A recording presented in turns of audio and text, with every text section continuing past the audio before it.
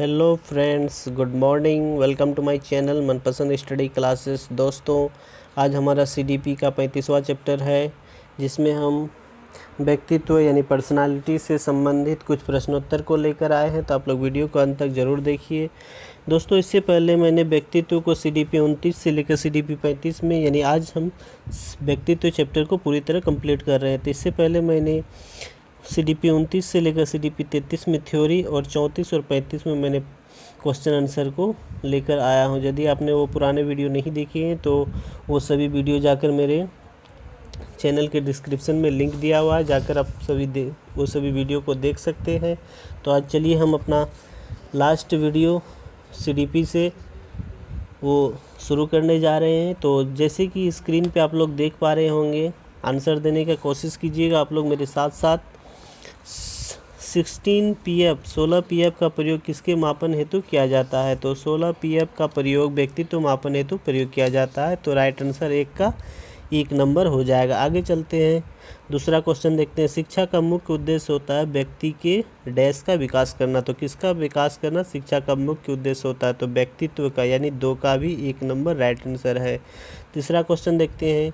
व्यक्तित्व अस्थायी समायोजन है। व्यक्ति किसके साथ अस्थायी समायोजन करता है? तो पर्यावरण के साथ, जीवन के साथ, प्रकृति के साथ। राइट आंसर हो जाएगा उपरोक्त सभी के साथ, यानी 3 का 4 नंबर राइट आंसर। आगे चलते हैं, चौथा क्वेश्चन देखते हैं। अध्यापक के व्यक्तित्व के विकास में बाधक तत्व है।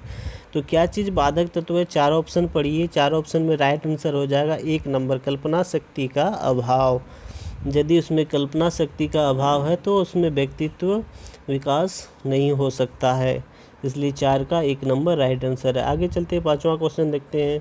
मानव व्यक्तित्व के मनोलैंगिक विकास को निम्न में से किसने महत्व दिया था? तो मनोलैंगिक विकास हम लोग पढ़ चुके हैं पहले भी, जो कि सिगमंड फ्राइड द्वारा दिया गया है। व्यक्तित्व का मनोलैंगिक विकास, इसमें राइट आंसर हो जाएगा 1 नंबर फ्राइड का पूरा नाम सिगमंड फ्राइड था, जो कि हम लोग अपने पुराने लेसन यानी सीडीपी 7 में हम लोग फ्राइड का सिद्धांत को पढ़ चुके हैं। यदि वो वीडियो आपने नहीं देखा तो सीडीपी 7 यानी 7 में जाकर मेरा सिगमंड फ्राइड वाला वीडियो देख ले। मनोलैंगिक विकास आपको अच्छी तरह समझाया गया, समझ में आ जाएगा। चलिए आगे क्वेश्चन बढ़ते हैं। 5 का 1 नंबर राइट आंसर हो गया। अब छठा क्वेश्चन को देखते हैं। व्यक्तित्व के संगठन का स्वरूप, यानी व्यक्तित्व में कौन सा पक्ष शामिल होता है? तो व्यक्तित्व में हमारा सामाजिक और शारीरिक पक्ष शामिल होता है, यानी 6 का 3 नंबर राइट आंसर होगा। आगे चलते हैं, 7वां क्वेश्चन देखते हैं। निम्नलिखित में से कौन सा व्यक्तित्व का प्रक्षेपी परीक्षण नहीं है? प्रक्षेपी परीक्षण में मेरा कौन सा परीक्षण नहीं है? तो अब चारों ऑप्शन पढ़ते हैं। रोसा स्याही धब्बा परीक्षण, ये हमारा प्रक्षेपी परीक्षण है। शब्द साहचर्य परीक्षण, ये भी है। टीएटी परीक्षण, ये भी है। 16 पीएफ परीक्षण, ये प्रक्षेपी विधि में शामिल नहीं, इसलिए 7 का 4 नंबर राइट आंसर होगा। 8वां क्वेश्चन देखते हैं। आत्मकेंद्रित व्यक्तित्व होता है, जो आत्मकेंद्रित होता है, चिंतन मनन करने वाला व्यक्तित्व कैसा होता है? तो वो अंतर्मुखी होता है। आगे चलते हैं, 8 का 1 नंबर राइट आंसर हो गया। आगे चलते हैं, 9वां क्वेश्चन को देखते हैं। व्यक्तित्व व्यक्ति के अंतर्गत उन मनोशारीरिक गुणों का गतिशील संगठन है जो पर्यावरण में उसके अपूर्व समायोजन को निर्धारित करते हैं। तो परिभाषा देने वाले हैं, तो ये व्यक्तित्व का परिभाषा हमारे ऑलपोर्ट साहब ने दिए हैं। बहुत ही इंपॉर्टेंट ये परिभाषा है। तो राइट आंसर हो जाएगा 9 का 3 नंबर। आगे चलते हैं, 10वां क्वेश्चन को देखते हैं। रोसा इंक ब्लड टेस्ट का प्रयोग निम्न में से किसके मापन हेतु प्रयोग किया जाता है? जिसे रोसा इंक ब्लॉक टेस्ट में स्याही धब्बा परीक्षण भी हम लोग कर सकते हैं। ये व्यक्तित्व मापन में प्रयोग किया जाता है, इसलिए 10 का 2 नंबर राइट आंसर होगा। 11 नंबर क्वेश्चन देखते हैं। निम्न में से कौन सा भिन्न है?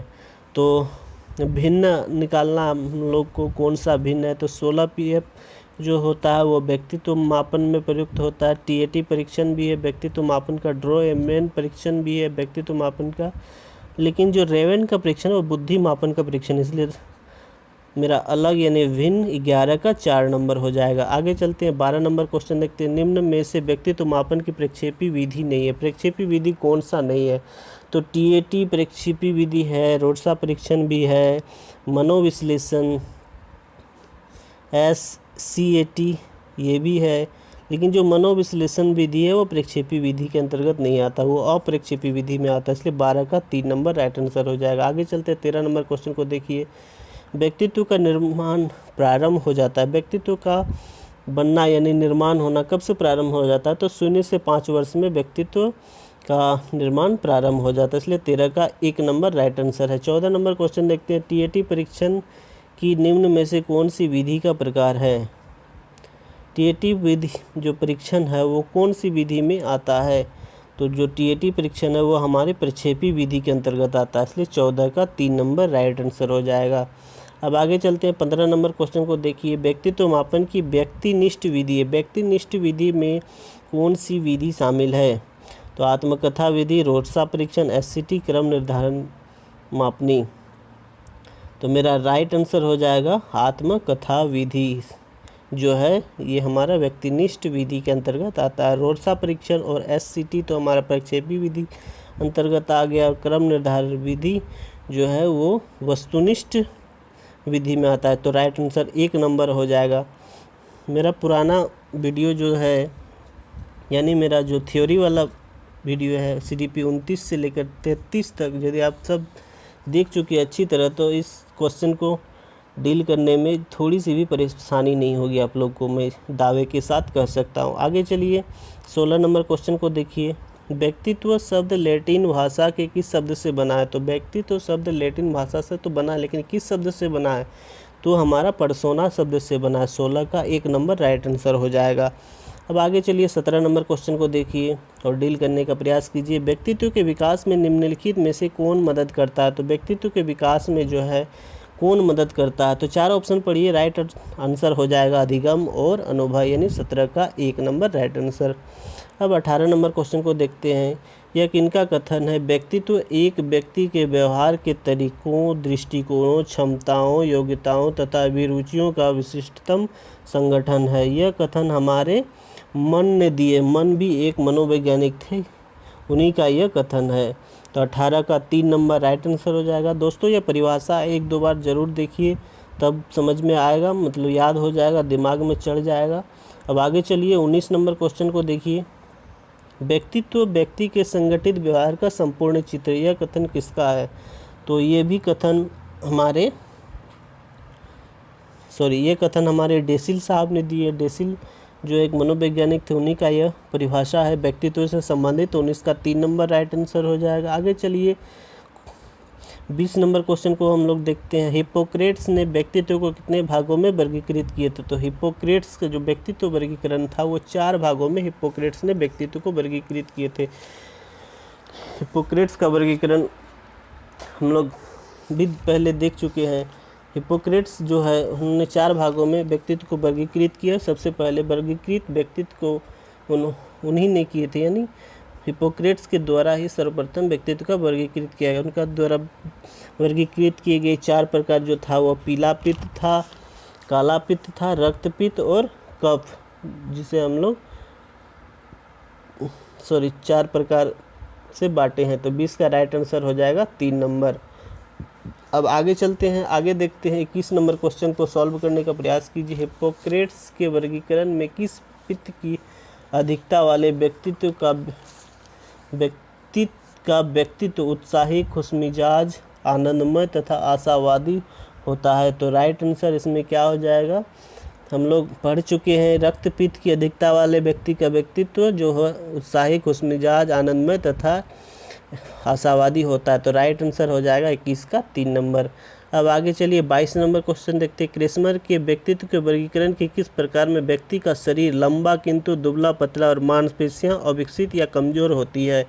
तो यह क्रेस्मर का व्यक्तित्व वर्गीकरण का स्थैनिक प्रकार है, यानी 22 का 2 नंबर इसका राइट आंसर हो जाएगा। आगे चलिए 23 नंबर क्वेश्चन को देखते हैं।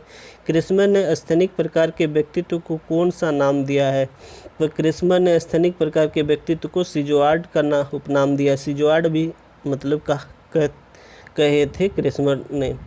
तो 23 का 2 नंबर राइट आंसर हो जाएगा। 24 का आंसर हम लोग खोजने का प्रयास करते हैं। सेल्डन ने व्यक्तित्व का वर्गीकरण कितने भागों में किए? तो सेल्डन का वर्गीकरण हम लोग पढ़ चुके हैं। तो सेल्डन ने कितने प्रकार से व्यक्तित्व का वर्गीकरण किया है? तो सेल्डन ने भी व्यक्तित्व को वर्गीकरण 3 भागों में किए हैं। कौन कौन सा भाग था? एंडोमॉर्फी, एक्टोमॉर्फी और मेसोमॉर्फी। तो राइट आंसर हो जाएगा 2 नंबर।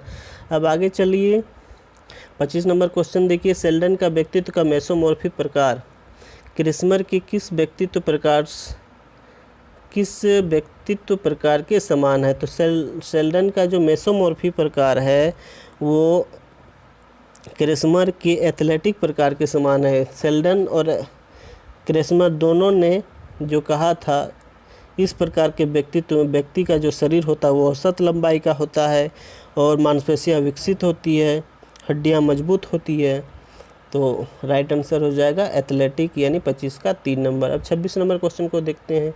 निम्नलिखित में से कौन सा व्यक्तित्व का प्रकार सेल्डन का नहीं है? सेल्डन का व्यक्तित्व का जो वर्गीकरण है तो कौन सा प्रकार नहीं है? तो सेल्डन ने व्यक्तित्व को 3 भागों में बांटे थे, हम लोग को पता है, एंडोमॉर्फी, एक्टोमॉर्फी और मेसोमॉर्फी। लेकिन डायसियोलॉस्टिक जो दिया हुआ है यह इनका वर्गीकरण का प्रकार नहीं, इसलिए 26 का 4 नंबर राइट आंसर हो जाएगा। डायसियोलॉस्टिक जो है वो क्रिस्मर द्वारा व्यक्तित्व के वर्गीकरण का प्रकार है, इसलिए 26 का 4 नंबर हो जाएगा राइट आंसर। अब 27 नंबर क्वेश्चन को देखते हैं। यूंग ने व्यक्तित्व का वर्गीकरण किन लक्षणों के आधार पर किया है? तो यूंग ने जो व्यक्तित्व का वर्गीकरण किया है वो मनोवैज्ञानिक लक्षण के आधार पर किए थे, इसलिए 27 का 2 नंबर राइट आंसर हो जाएगा। 28 नंबर क्वेश्चन देखते हैं। निम्नलिखित में से कौन सा यूंग के व्यक्तित्व के वर्गीकरण का प्रकार है? तो यूंग ने जो व्यक्तित्व का वर्गीकृत किए वो 3 भागों में अंतर्मुखी, बहिर्मुखी और उभयमुखी में किए हैं। तो राइट आंसर हो जाएगा उपरोक्त सभी 28 का 4 नंबर। अब 29 नंबर क्वेश्चन देखते हैं। यूंग के व्यक्तित्व के वर्गीकरण की किस प्रकार में व्यक्ति संकोची स्वभाव, झेपू तथा आदर्शवादी होता है? तो यूंग के व्यक्तित्व का वर्गीकरण का यह प्रकार जो है अंतर्मुखी कहलाता है, इसलिए 29 का 1 नंबर राइट आंसर हो जाएगा। अब 30 नंबर क्वेश्चन को देखिए। यूंग के अनुसार जिस व्यक्ति में अंतर्मुखी तथा बहिर्मुखी दोनों व्यक्तित्व पाया जाता है उसे क्या कहा जाता है?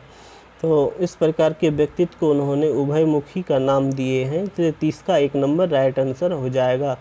अब आगे चलिए 31 नंबर क्वेश्चन को देखते हैं। स्प्रेंगर ने व्यक्तित्व को कितने प्रमुख भागों में वर्गीकृत किए हैं? तो स्प्रेंगर का व्यक्तित्व वर्गीकरण हम लोग पढ़ चुके हैं। हम लोग जानते हैं कि स्प्रेंगर ने व्यक्तित्व को 6 भागों में बांटे हैं। 6 भाग कौन कौन सा है? तो सैद्धांतिक प्रकार एक प्रकार हो गया, आर्थिक प्रकार, सामाजिक प्रकार, राजनीतिक प्रकार, सौंदर्यवादी प्रकार और धार्मिक प्रकार। 6 प्रकार निम्नलिखित थे। तो राइट आंसर हो गया 6 भाग में यानी 3 नंबर। आगे चलिए 32 नंबर क्वेश्चन देखते हैं। निम्नलिखित में से कौन सा स्प्रेंगर का वर्गीकरण का प्रकार नहीं है? तो धार्मिक प्रकार, आर्थिक प्रकार, सौंदर्यवादी प्रकार तो स्प्रेंगर का वर्गीकरण का प्रकार है, लेकिन आशावादी प्रकार स्प्रेंगर का वर्गीकरण का प्रकार नहीं, इसलिए 32 का 4 नंबर राइट आंसर हो जाएगा। आगे चलिए 33 नंबर क्वेश्चन देखते हैं। संत, पुजारी, भक्त आदि स्प्रेंगर के व्यक्तित्व के वर्गीकरण के किस प्रकार के अंतर्गत आता है? तो ये हमारे धार्मिक प्रकार के अंतर्गत आते हैं। स्प्रेंगर के व्यक्तित्व वर्गीकरण के धार्मिक प्रकार के अंतर्गत आते हैं यानी 33 का 2 नंबर राइट आंसर हो गया। अब आगे चलते हैं 34 नंबर क्वेश्चन देखते हैं। भारतीय दृष्टिकोण या सांख्य दर्शन के अनुसार व्यक्तित्व को वर्गीकृत किया था। तो व्यक्तित्व को वर्गीकृत करने वाले भारतीय दृष्टिकोण यानी भारतीय या सांख्य दर्शन के अनुसार कौन थे? तो राइट आंसर हो जाएगा महर्षि कपिल यानी 34 का 1 नंबर राइट आंसर है। अब आगे चलते 35 नंबर क्वेश्चन देखते हैं। निम्नलिखित में से कौन सा व्यक्तित्व का वर्गीकरण महर्षि कपिल द्वारा नहीं किए गए हैं? महर्षि कपिल ने जो व्यक्तित्व का वर्गीकरण किए थे वो 3 भागों में किए थे, यानी 3 प्रकार दिए थे, सतगुण, रजगुण और तमगुण। तो सतगुण, रजगुण और तमगुण तीनों गुण शामिल है, लेकिन अवगुण शामिल नहीं है, इसलिए 35 का 4 नंबर राइट आंसर हो जाएगा। अब 36 नंबर क्वेश्चन पर नज़र डालते हैं। व्यक्तित्व मापन की प्रक्षेपी विधि में किस मन का अध्ययन किया जाता है? तो प्रक्षेपी विधि में अचेतन मन का अध्ययन किया जाता है। हम लोग याद रखेंगे जब प्रक्षेपी विधि में किस मन का अध्ययन किया जाता है तो अचेतन मन, और अप्रक्षेपी विधि पूछा जाए तो चेतन मन हो जाएगा। तो यहाँ प्रक्षेपी पूछा इसलिए अचेतन मन यानी 36 का 2 नंबर हो जाएगा। दोनों अपोजिट है, यदि प्रक्षेपी पूछे तो अचेतन मन और अप्रक्षेपी पूछे तो चेतन मन। तो 36 का 2 नंबर राइट आंसर हो गया। अब आगे चलते हैं 37 नंबर क्वेश्चन को देखते हैं। व्यक्तित्व मापन की प्रक्षेपी विधि के अंतर्गत कौन सा परीक्षण सम्मिलित नहीं है? तो चारों ऑप्शन पढ़िए कौन सा सम्मिलित नहीं है। देखिए IBT तो शामिल है, TAT BAT शामिल नहीं है, CAT तो शामिल है। आप लोग चारों जानते हैं ना, IBT का मतलब होता है इंक ब्लड टेस्ट यानी स्याही धब्बा परीक्षण। TAT मतलब होता है थीमेटिकल परसेप्शन टेस्ट जिससे विषय आत्मबोध परीक्षण। और CAT का मतलब होता है चिल्ड्रन परसेप्शन टेस्ट यानी बाल संप्रतीय बोध परीक्षण। लेकिन BAT कोई भाग नहीं है, इसे दिया इसलिए राइट आंसर हो जाएगा 37 का 3 नंबर जो कि शामिल नहीं है। अब 38 नंबर क्वेश्चन को देखते हैं। स्याही धब्बा परीक्षण IBT जो कि व्यक्तित्व मापन की प्रक्षेपी विधि है के प्रतिपादक कौन थे। तो हम लोग जानते हैं IBT परीक्षण के प्रतिपादक या स्याही धब्बा प्रतिपादक हरमन रोसा थे। तो राइट आंसर हो जाएगा 38 का 1 नंबर। अब 39 नंबर क्वेश्चन को देखते हैं। विषय अंतर्बोध परीक्षण या विषय आत्मबोध परीक्षण के प्रतिपादक कौन थे।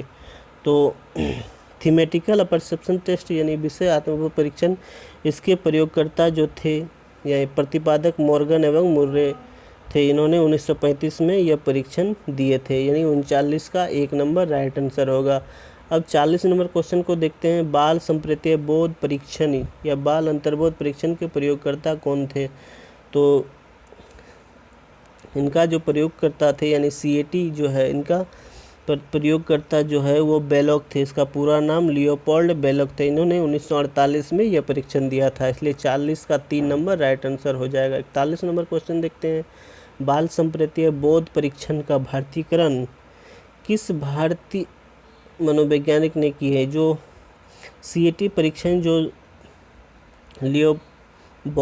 लियोपोल्ड बेलोक ने 1948 में दिए, तो उसका भारतीयकरण हमारे उमा चौधरी ने किए थे, इसलिए 41 का 3 नंबर राइट आंसर हो जाएगा। अब आगे चलते हैं। 42 नंबर क्वेश्चन को देखते हैं। वाक्य पूर्ति परीक्षण में परीक्षणकर्ता कितने अधूरे वाक्यों को उन बालकों के सामने रखते जिनका परीक्षण करना है। तो कुल 12 अधूरे वाक्यों को परीक्षणकर्ता जो है उनके सामने रखते जिनका परीक्षण होना है, यानी 42 का 2 नंबर राइट आंसर होगा। अब 43 नंबर क्वेश्चन देखते हैं। अप्रक्षेपी विधि की व्यक्तिनिष्ठ परीक्षण में कौन सी विधि शामिल है।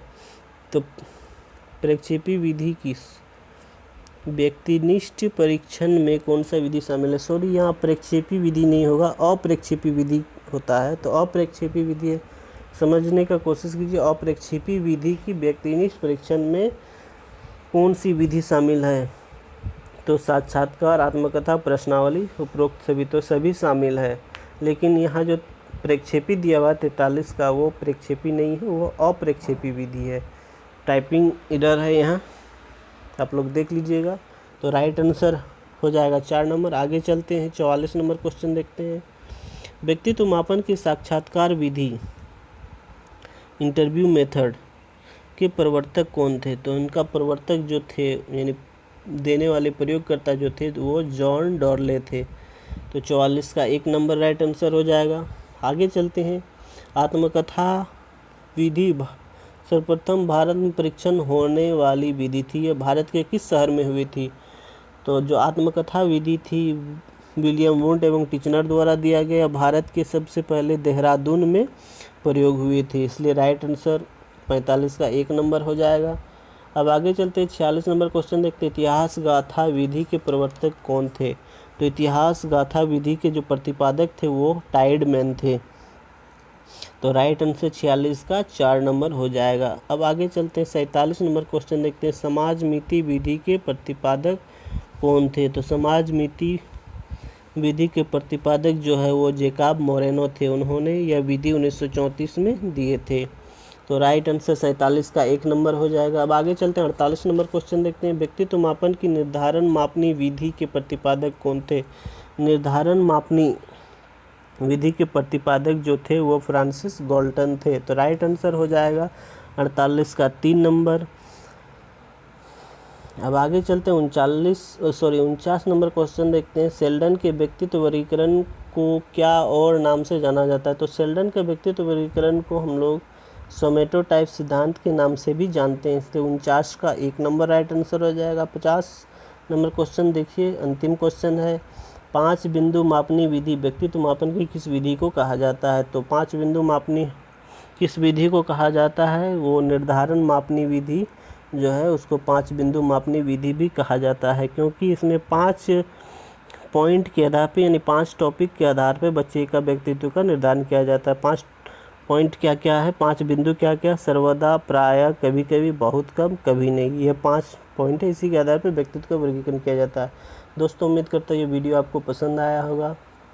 यदि पसंद आया तो लाइक ज़रूर कर ले, मेरे चैनल पे नए हैं तो चैनल को सब्सक्राइब जरूर कर ले, बेल आइकन को दबा दें नोटिफिकेशन पाने के लिए, ताकि मैं आगे और भी वीडियो अपलोड करता रहूँगा, आप लोग को फ़ायदा मिलता रहेगा।